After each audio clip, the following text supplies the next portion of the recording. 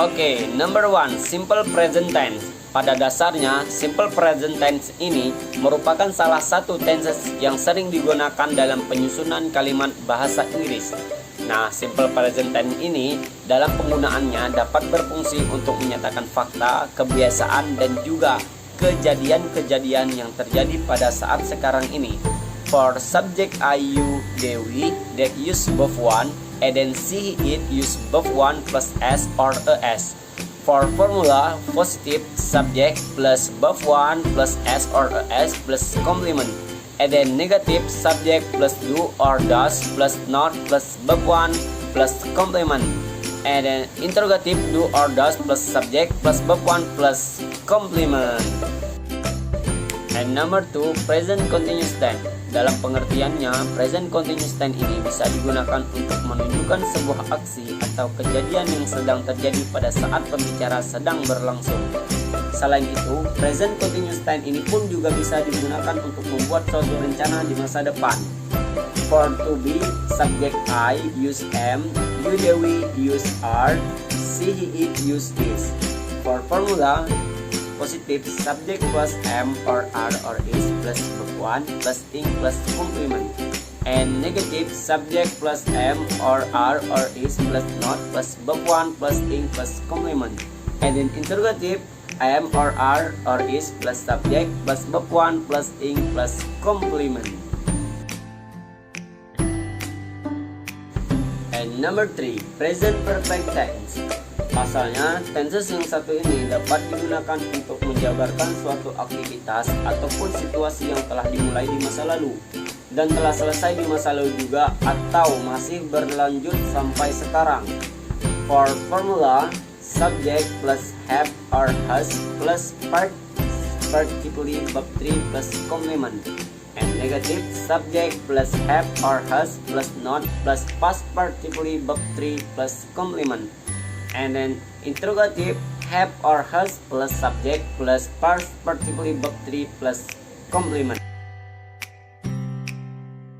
And number 4, present perfect continuous tense. Biasanya aksi-aksi yang terjabar pada pembentukan kalimat dengan menggunakan present perfect continuous tense ini memiliki durasi waktu tertentu dan mempunyai relevansi dengan kondisi yang ada sekarang. Example, positive, he has been waiting for you all day. Negative, he has not been for you all day. And interrogative, has he been for you all day? And number 5, simple past tense. Simple past tense ini keterbalikan dari simple present tense yang mana memiliki fungsi untuk menjabarkan suatu kejadian yang telah terjadi di masa lampau. Jadi ketika hendak membuat cerita masa lalu, kebanyakan kalimat harus disusun dengan menggunakan tense yang satu ini. For example, Sapri watched TV yesterday. Negative, Sapri did not watch TV yesterday. And interrogative, did Sapri watch TV yesterday? And number 6, past continuous tense. Nah, tenses yang satu ini sering digunakan untuk menjabarkan bahwa suatu kejadian sedang terjadi di waktu tertentu pada masa lalu. For subject I, she, he, it, to be-nya was. Sedangkan you Dewi, to be-nya were. Example, he was sleeping at 1 o'clock yesterday afternoon. And then negative, he was not sleeping at 1 o'clock yesterday afternoon.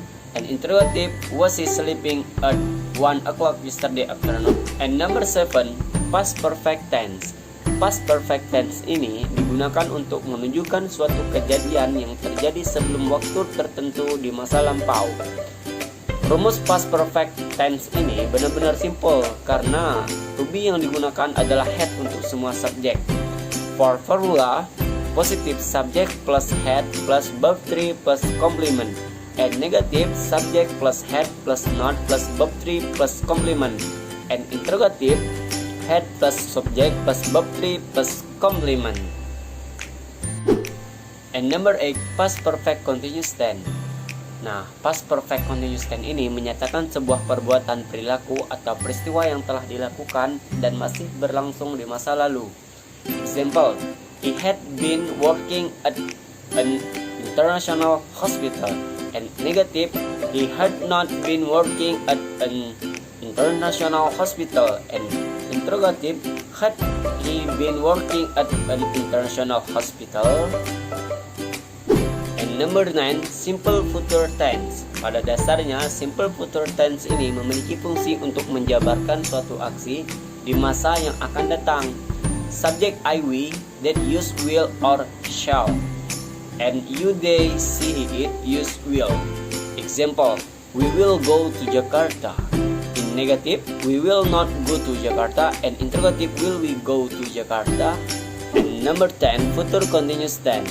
Future continuous tense ini menunjukkan sebuah aksi yang pasti akan terjadi dalam waktu dekat di masa depan. For formula, positive, subject plus will or shall plus be plus one plus ing plus complement. And negative, subject plus will or shall plus not plus be plus one plus ing plus complement. And interrogative, will or shall plus subject plus be plus one plus ing plus complement. And number 11, future perfect tense. Future perfect tense ini menekankan pada aksi yang akan berakhir pada waktu tertentu di masa depan.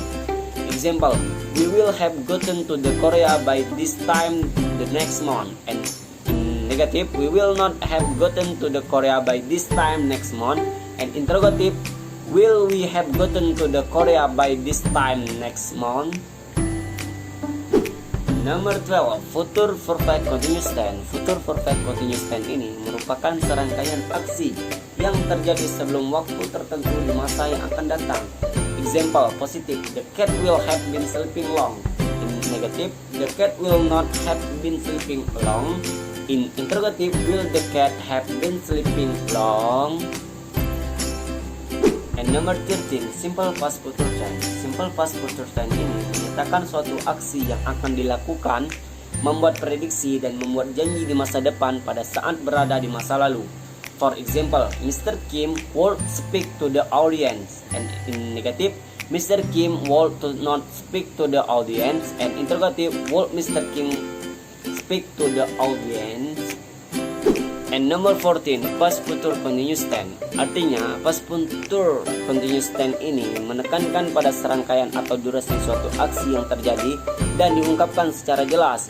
For example, positive, Uncle Bobby shall be working hard. In negative, Uncle Bobby shall not be working hard. In interrogative, shall Uncle Bobby be working hard? And number 15, past future perfect tense. Biasanya, past future perfect tense ini digunakan pada kalimat tidak langsung.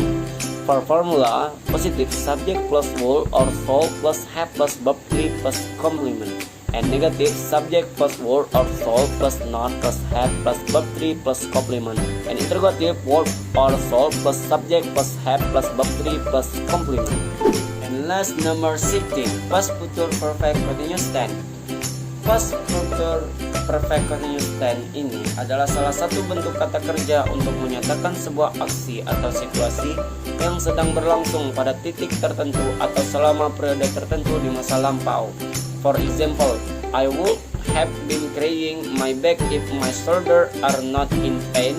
In negative, I would not have been crying my back if my shoulder are not in pain. In interrogative, would I have been crying my back if my shoulder are not in pain?